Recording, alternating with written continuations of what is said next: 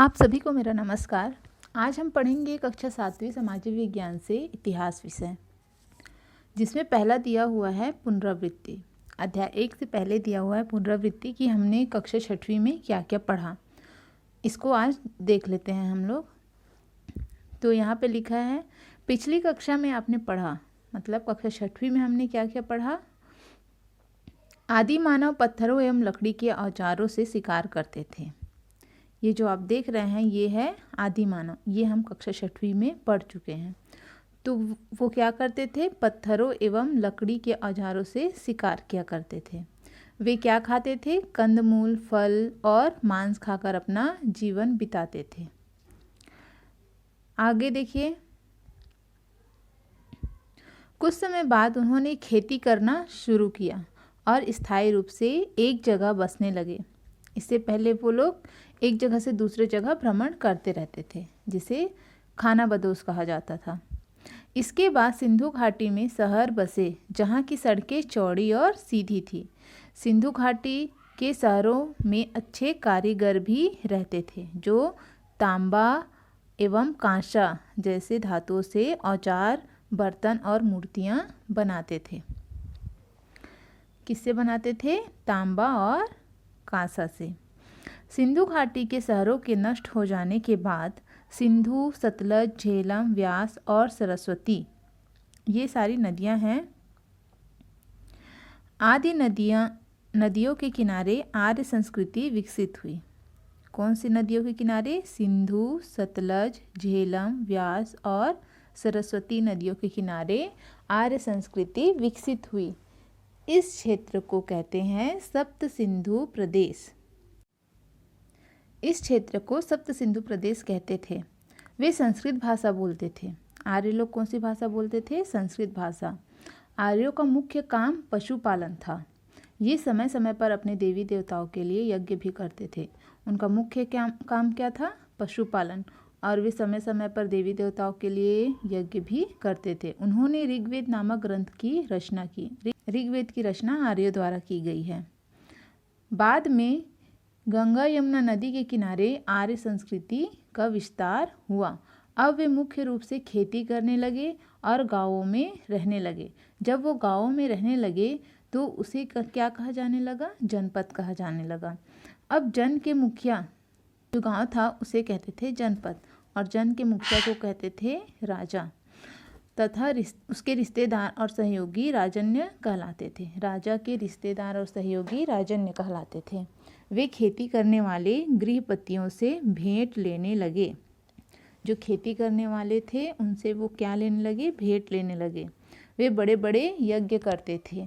आज से लगभग 2600 वर्ष के पहले 16 महाजनपद बने। आज से लगभग कितने सौ साल पहले, 2600 वर्ष पहले 16 महाजनपद बने। इनमें कौशल, वत्स और मगध सबसे शक्तिशाली महाजनपद थे। कौन कौन से, कौशल, वत्स और मगध सबसे शक्तिशाली महाजनपद थे।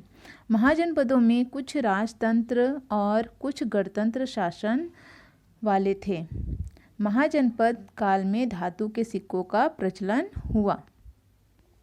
महाजनपद में कुछ राजतंत्र वाले थे और कुछ गणतंत्र वाले थे। राजतंत्र मतलब राजा का शासन होता था जहाँ, और गणतंत्र यानी जहाँ जनता का शासन होता है उसे गणतंत्र कहते हैं।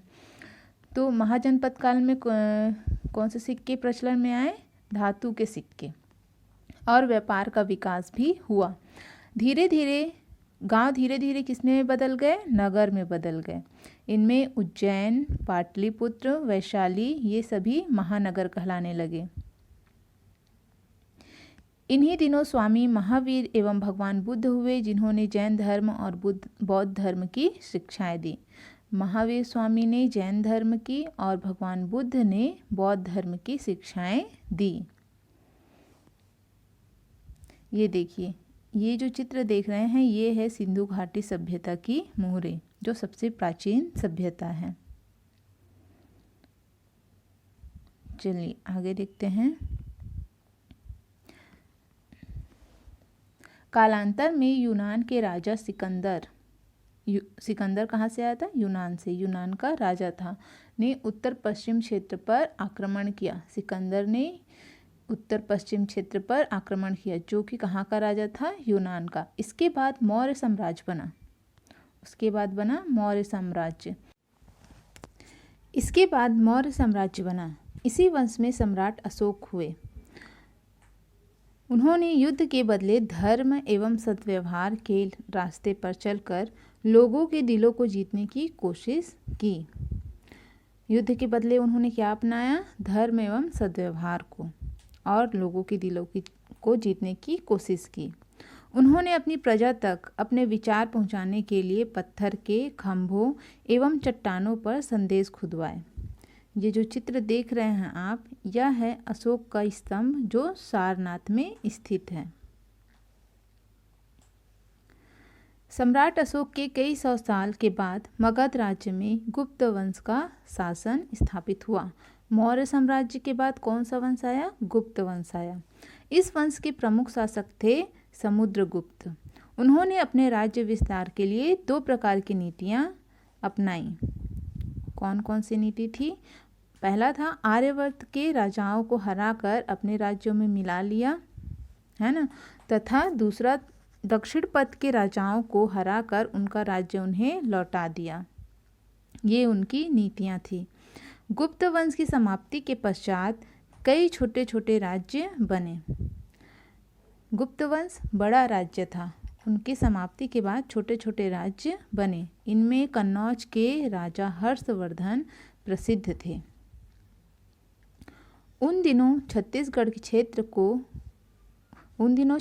क्षेत्र को दक्षिण कौशल कहा जाता था, जिसकी राजधानी थी श्रीपुर, जिसे आज के समय में सिरपुर कहा जाता है।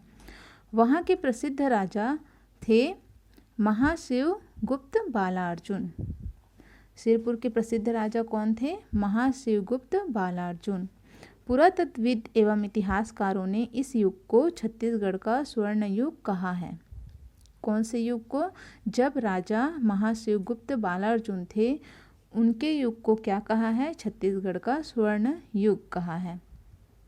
सिरपुर में ईंट का बना प्रसिद्ध लक्ष्मण मंदिर इसी समय का है। कौन से समय का है? जब महाशिवगुप्त बालार्जुन थे, उसी समय लक्ष्मण मंदिर बनवाया गया। सर्वधर्म संभाव तदयुगीन विशेषता थी। उनके राज्य की क्या विशेषता थी? सर्वधर्म संभाव तदयुगीन, यह उनके राज्य की विशेषता थी। यह देखिए चित्र लक्ष्मण मंदिर का, जो कि सिरपुर में स्थित है। छत्तीसगढ़ सिरपुर में स्थित है ये लक्ष्मण मंदिर, जिसे महाशिवगुप्त बालार्जुन ने बनवाया था।